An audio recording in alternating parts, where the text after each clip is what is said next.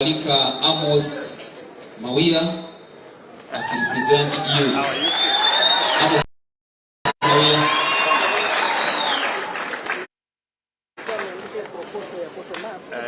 Okay, nitasoma.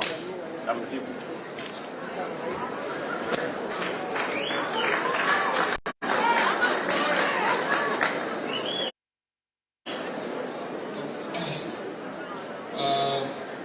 Your Excellency, my name is Amos Mawia. I want to speak on behalf of the youth of Makueni County. Before I make my comments, I would like to say that you are the second in command in the entire Kenya to have trespassed in Makueni County very many times. You are the only second in command in Makueni County to have known very many hustlers by their names. That one is a true indication that you have a goodwill for the people of Makueni County at your heart. I want to be very briefly, I want to say this, that the youth of Makueni County are very hardworking. Unfortunately, they have been suffering from what we call limited empowerment. And to be briefly, many people here have mentioned about agriculture. And one of the things that can really empower the youth of Makueni is investing in agriculture.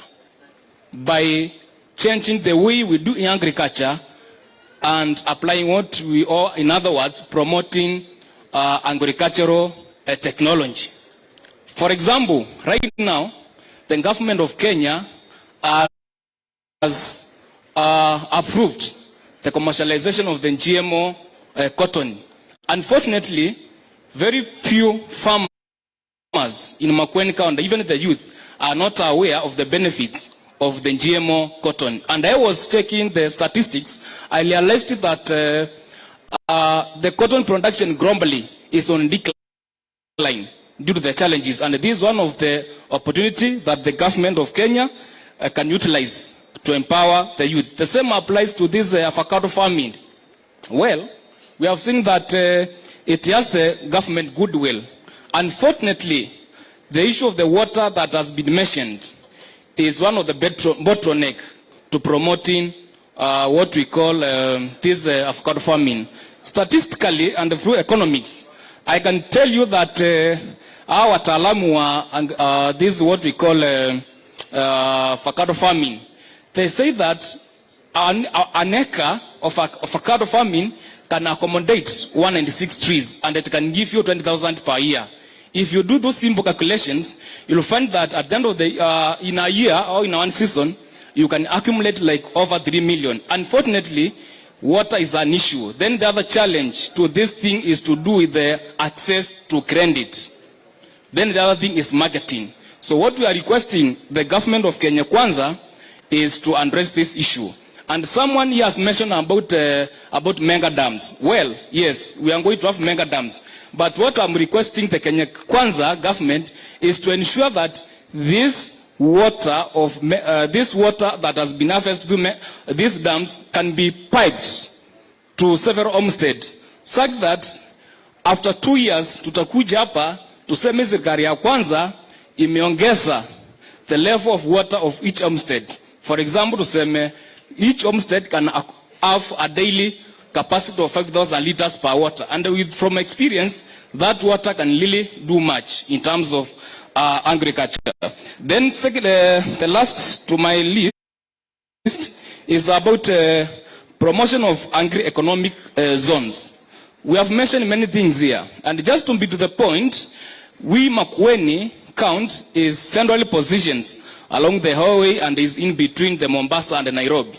So we are requesting the government of Kenya Kwanza to establish these agri-economic zones along the highway, and this is the only way we can employ the graduates and also employ the rest of the youth. For example, I can tell you, and I'm surprised, that if today here in Makueni County, we have been trying to use what we call the drip irrigation. Unfortunately, if you want to get this, or in other words, these drip irrigations, they are only imported from China. So through the government of Kenya Kwanza, for example, it can do what we call bilateral agreement with those industries there. They bring the raw materials here, and we, the people of Makueni County, the youth, we assemble them, such that in that case, it will be very nice. Then, lastly, it's about the Ankipos. Bwana Deputy President, some of the youth here have been in that business, and maybe one of us will mention about the challenges they are facing. Then the other thing is about the youth in leadership. We acknowledge, we appreciate that these things, they can only be actualized when we bring the youth into your government.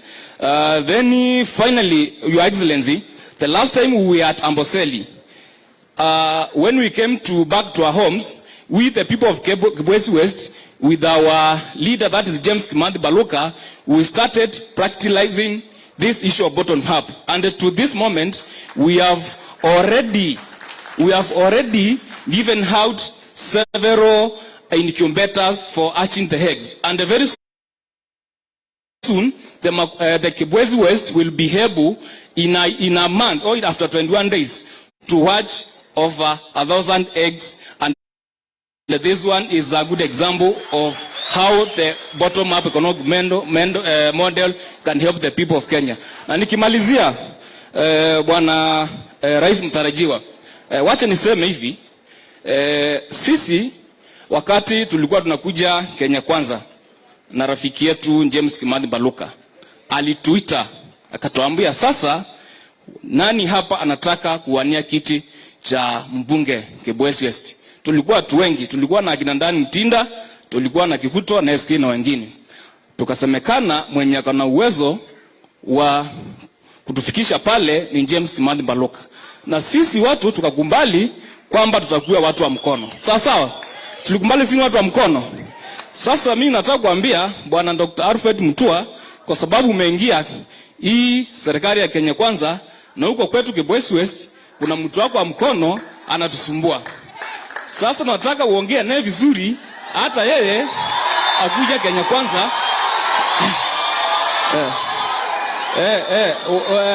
Si sawa sawa? Aongee naye vizuri, ndio, kwa sababu ile si Alfred Mutua amesema kuna 20%.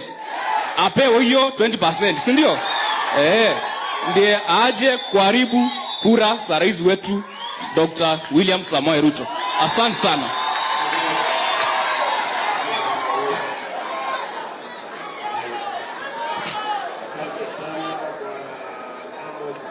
Mawia, kwanza mimi nakubaliana na wewe kabisa ya kwamba kuna nafasi ya vijana wa taifa letu la Kenya kujumuika katika kilimo. Kweli kabisa.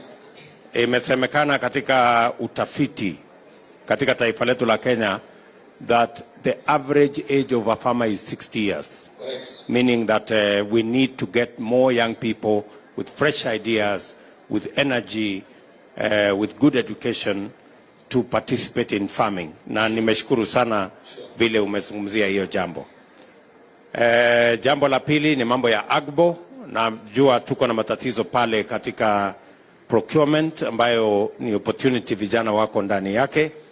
Na pia umesema vijana wanataka wakimaliza shule wanaweza pia kupata nafasi ya startup capital. Wanaweza kufanya biashara zao na vile vile vijana katika uongozi. So Bwana Amos, ningependa kukuambia mambo mawili ama matatu. Jambo la kwanza, kama Kenya Kwanza tumekubaliana ya kwamba vijana wote ambao wako katika TVET, wako university, serikali ya Kenya itawalipia internship. Sasa. Na tumekubaliana vile vile ile pesa ya Higher Education Loans Board ambayo vijana wanapata katika vyuo kama TVET ama university imekuwa na interest. Tumesema hiyo interest tutaitoa, ndio isiwe ni mzigo kwa vijana. Na jambo la tatu, tumesema ya kwamba pesa ya Higher Education Loans Board isitumiwe kuingiza vijana katika CRB. It cannot qualify merely because you have a loan from the Higher Education Loans Board. It cannot be a basis for any young person to be listed in CRB, kwa sababu inawaharibia vijana wengi sana nafasi ya kutafuta ajira. Alafu jambo la tatu, vile tumekubaliana, wengi wa vijana ambao wanamaliza shule, karibu vijana 1700 wanaingia katika sekta ya micro and small enterprise. Na pale hakuna pesa wanapata ya credit. Tumesema katika hii mpango yetu tunaweka bilioni 50 katika sekta ya micro and small enterprise, ndio hawa vijana wapate seed capital, wapate startup capital ya kusukuma biashara zao.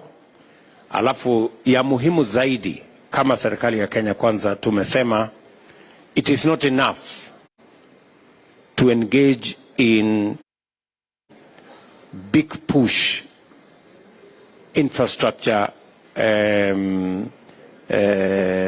facilities. Pia tunataka investment yote ya serikali katika sekta ya infrastructure izalishe nafasi za ajira kwa vijana wetu wa Kenya. Tumesema ya kwamba kama serikali ya Kenya Kwanza tunatarajia kutengeneza nafasi kati ya 2 na 3 milioni kupitia kwa intervention ya agroprocessing, ya value addition, ya housing, kwa sababu vijana wengi katika taifa letu la Kenya wanahitaji nafasi za ajira. Na tumesema it's going to be deliberate, it's going to be practical for us to create jobs for the young people of our nation. Hapa Makueni kwa mfano, tunataka wale ambao wanapanga county government ya Makueni waanze kututafutia mahali ambapo tutafanya local housing katika towns za Makueni County. Mpango yetu kama serikali ya Kenya Kwanza ni awamu ya kwanza ama phase 1 ya local housing. Tunatarajia kujenga manyumba 5,000 hapa Makueni katika zile towns za Makueni. Hiyo nafasi 5,000 ya local houses, tunatarajia kupata nafasi ya ajira kwa vijana wa Makueni kama vijana kati ya 25,000 na vijana 30,000 hapa Makueni. Wacha nirudie ndio watu wa Makueni watuelewe. Tumesema hivi, as part of deliberate creation of opportunities for jobs in Kenya, in Makueni County, our target is 5,000 local houses.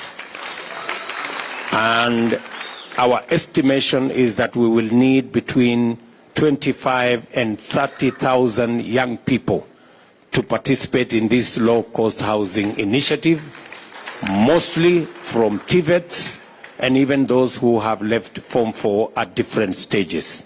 So, wale wanaopanga maendeleo ya hapa Makueni County Headquarters kwa mfano, kama tunaweza kuweka nafasi ya local houses kati ya 500 na 1,000, alafu zile zingine ziwe spread out katika zile shopping centers zingine hapa Makueni. So to the young people of Makueni, number 1, we have a program to deliberately create jobs using our interventions in local housing, in agro-processing, in value addition, and our estimation is that we should be able to create between 25,000 and 30,000 jobs in Makueni County. Vile vile nafasi ya kufanya biashara kwa wale ambao watajiunga na sekta ya micro and small enterprise. Tutakuwa na startup capital, seed capital ya kusaidia wao kufanya hiyo biashara, na vile vile kuwajumuisha vijana katika nafasi ya uongozi katika sehemu hii ya Makueni County. So to you Bwana Mawia na vijana wenzako hapa Makueni County, tuko tayari kuweka mkataba ama chata ili tuweze kutembea pamoja tarehe 9 mwezi wa 8, tukijua ama vijana wa Makueni County wakijua ya kwamba wanaenda kupiga kura kwa Kenya Kwanza. Kwa sababu gani? Sio kwa sababu mtu amekuja akasema vijana tibim. Hapana, watakuwa wanajua why they are voting on the 9th of August. Tunaelewana Bwana Mawia? Tunaelewana kabisa. Na Bwana Mutua atajibu hiyo jambo yako ingine, usijali. Sasa President, kimalizia lazima niseme hivi, serikali yako mwaka 2018 ilipatia scholarship. Yes. Ikanipatia scholarship, nikaenda China. Juzi nimemaliza my PhD in breeding, crow breeding. Kwa hivyo ukifika kule wewe nikumbuke nikuwe one of your msaidizi wako hapo tu. Nitafurahi sana. Iwapo unapenda habari ninazokuletea, basi subscribe kwenye channel hii ili uwe unapata uhondo kila wakati. Shukran.